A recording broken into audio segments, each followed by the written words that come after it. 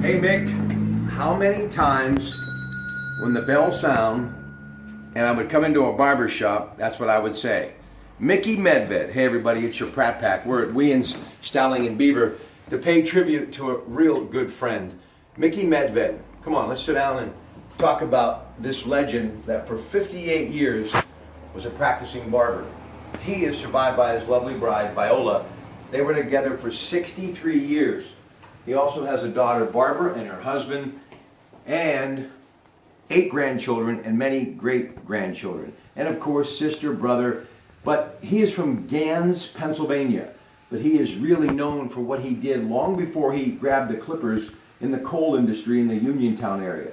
Extremely successful and a very hard worker.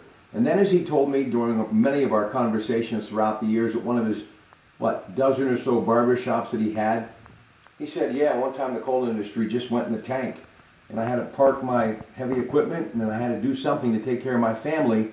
So I started to do something that I did long before I got into that part of my life. I started cutting hair. He was a proud veteran of the United States Navy during World War II, and he was a member of many of the social clubs. Obviously, the Veterans of Foreign Wars was one of his favorite. But he loved his barbershops. And yes, did he become successful? You bet. And he owned, as I mentioned, multiple barbershops. And he had a story for everyone and a kind word. And some of the greatest barbers that this region has seen that are still practicing today, including my friend Jim Wean, were, one-time pupils of his and worked at his side, shoulder to shoulder, in one of his many shops. Probably the most recognized was in the Beaver Valley Mall.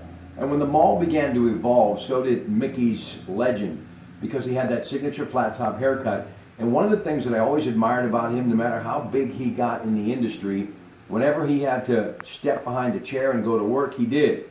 And one of the great things about Mickey, pushing the broom and cleaning the hair up, he could continue to carry on a conversation. And he really was kind of like a therapist for me, because no matter what I had to talk about to get off my chest, because I was trying to find my way in broadcasting and working a lot of very long hours and going 7 days a week, 24 hours a day, it was that hour or so that I had in his barber chair with the sound of the clippers and of course the scissors that he could really work like an artist. He would listen and then every once in a while interject something just to let me know that he was there.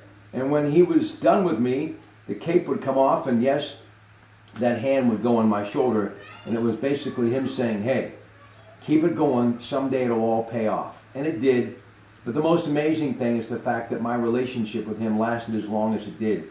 Now, Mickey passed away in August, and this is really the first time that I've had a chance to talk about him. And I wanted to make sure that I put some thought into it, because he deserved more than just a quick note on my Facebook page or YouTube.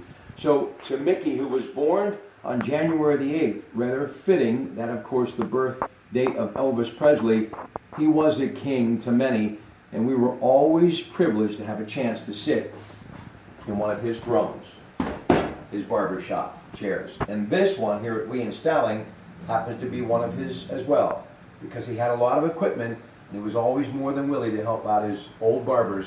And his dream was for them to go on and, like him, own their own shops.